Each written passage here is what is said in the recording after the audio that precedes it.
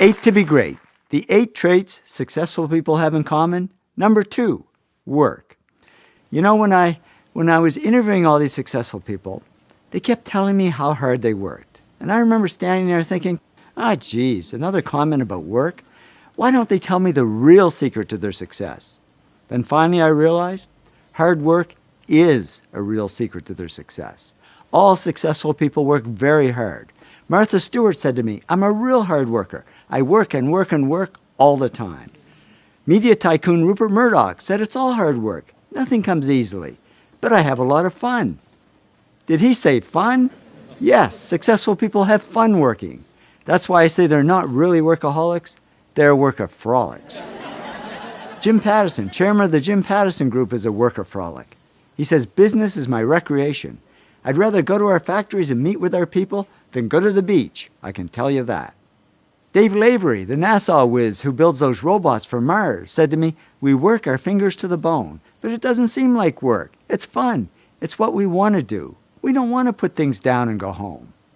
Bill Gates is a workaholic. Even after he was a multimillionaire, he worked most nights until 10 p.m. and only took 2 weeks off in 7 years. And he probably spent them on his computer. Oprah is a workaholic.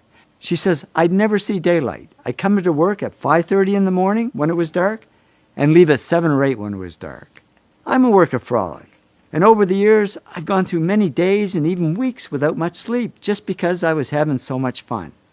And I got to admit, at times like that, you say to yourself, am I the only one working this hard? Because there's a myth that comes easy to some people. You turn on the TV, nobody's working that hard. A guy like Chris Rock stands up on stage, tells a few jokes. What's hard about that? But even Chris says, I wasn't the funniest guy growing up, but I was the guy who worked on being funny the hardest. Trust me, I've interviewed over 500 successful people. Not one of them said it came easy, even though they were doing what they loved. And we tend to underestimate work and overestimate talent. But in the end, work tops talent.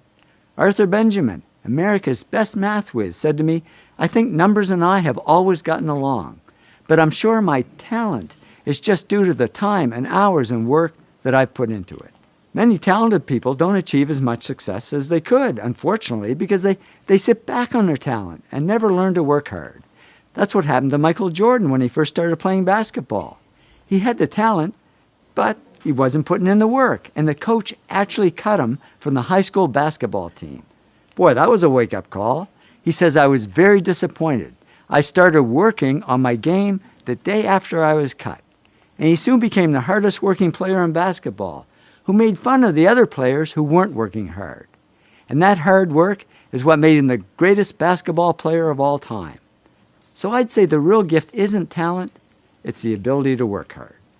And we tend to underestimate work and overestimate smarts. But in the end, work wins over smarts. In fact, many successful people aren't the smartest.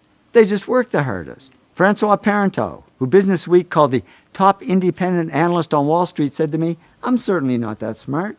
I can't even remember my own zip code. But he also says, work is a big part of my life. I think about investments pretty much 24 hours a day, 7 days a week. Nez Hallett III is CEO of Smart Wireless. And I thought that's ironic, because he told me he's not that smart. He says, I graduated from high school with a C average and college with a C- average. But now the smart PhDs are reporting to him.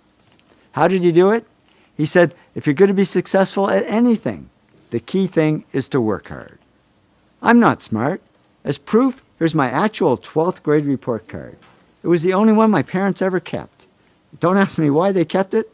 It's nothing to brag about. As you can see, I was a C student, not an A student. I don't think I'd even make it into college these days.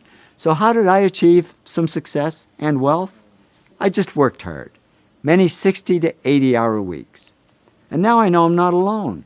Thomas Stanley studied hundreds of millionaires, and he discovered most millionaires weren't A students, didn't score high on tests, and teachers didn't think they'd ever succeed. But they did succeed because they worked hard. So the good news is, if you're not the smartest, if you're a C student, not an A student, the really good news is you can still succeed. Because the word success has 2 C's and no A's. You can still succeed as long as you work hard. And what if you are smart? Well, I'm sorry, there's absolutely no hope for you. Because many smart people don't achieve as much success as they could, unfortunately, because they rest on their smarts and never learn to work hard.